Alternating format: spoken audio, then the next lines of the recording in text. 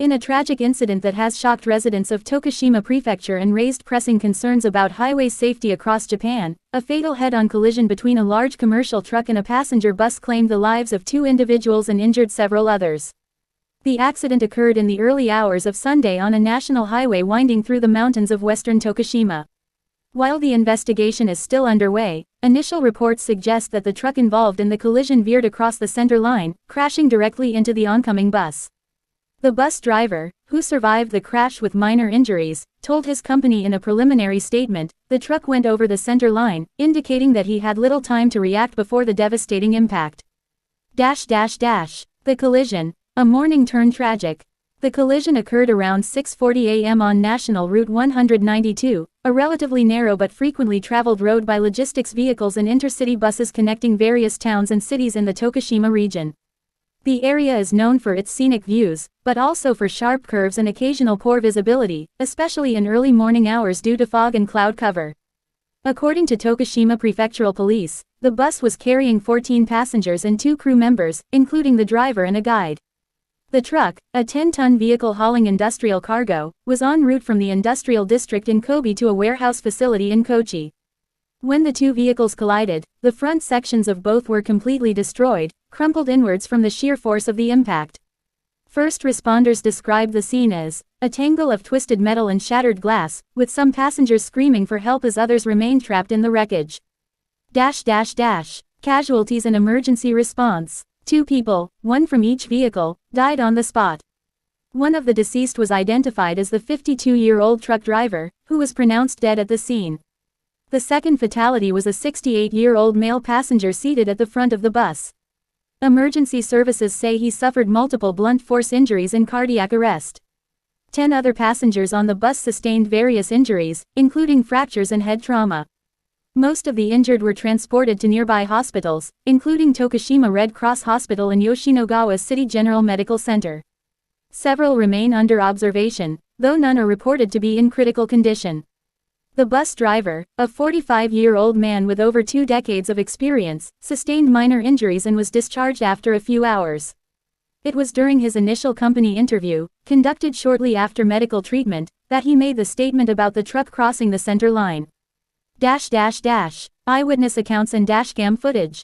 A major clue in the ongoing investigation may come from the dashcam installed on the bus, which remained partially functional despite the crash. Police have already begun analyzing the footage, which they say could offer a clear picture of how the truck entered the opposing lane. Meanwhile, 2 motorists who were driving behind the bus told local news stations they saw the truck swaying slightly in its lane before suddenly cutting left into the oncoming bus. It looked like the truck driver was either drowsy or had lost control, one witness claimed. However, Tokushima police have not ruled out other possibilities, including mechanical failure or a medical emergency involving the truck driver. Company statements and driver backgrounds. The trucking company employing the deceased driver, based in Hyogo Prefecture, released a short statement expressing condolences and promising full cooperation with authorities. "We are deeply saddened by the loss of life in this tragic accident. Our company will assist police in the investigation and is conducting an internal review of our safety protocols," the statement read. According to company records, the truck driver had no recent violations and passed his last health check 2 months ago. He had been driving professionally for over 15 years. The bus company, a well-regarded intercity operator headquartered in Osaka, stated that their driver was following all standard procedures and was driving well within the speed limit. "We trust the experience and judgment of our driver, who has an impeccable record," a company spokesperson said. Traffic conditions and road design scrutiny. The collision has reignited debate over the safety of National Route 192, especially in mountainous areas. Although the highway is considered vital for regional transport, several sections remain only 2 lanes wide with minimal barriers between opposing traffic. Local residents and municipal leaders have frequently called for the addition of guardrails or physical medians, particularly along stretches with sharp curves. "We've warned about the danger here before," said a Yoshinogawa City Council member. Unfortunately, it often takes a tragedy to spark real action. The Ministry of Land, Infrastructure, Transport and Tourism (MLIT) announced Monday that it would dispatch a team of inspectors to assess whether road improvements are needed on the stretch where the crash occurred. Broader implications. Highway safety and driver fatigue. This accident also raises the specter of driver fatigue, a known issue in both Japan's trucking and public transportation industries. Long hours, early starts, and tight delivery schedules often put drivers at risk of drowsy driving. In this case, the truck was reportedly on a tight delivery schedule, having departed from Kobe around 2 a.m. If investigators determine that fatigue played a role, it could renew calls for tighter regulations on working hours and mandatory rest periods, especially for logistics companies operating long-haul routes. We cannot overlook the possibility that overwork was involved, said Professor Hiroshi Tanaka, a transport safety expert at Osaka University. Japan needs to modernize its freight management system to prioritize lives over logistics deadlines. Public reaction and grief. As news of the crash spread, residents of Tokushima and surrounding areas gathered in mourning. A small memorial of flowers and notes has already begun forming near the site, placed carefully by local citizens and even some bus passengers who returned to pay their respects.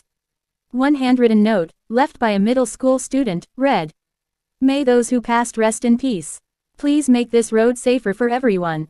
On social media, hashtags like hashtag Tokushima crash and hashtag highway safety began trending in Japan, with many expressing sadness, anger, and frustration at what some are calling a preventable tragedy. Ongoing investigation. Tokushima police have set up a special investigation team and are working closely with the MLIT, Transportation Safety Boards, and forensic specialists. In addition to the dashcam footage, investigators are examining both vehicles' black boxes, maintenance logs, and driver schedules.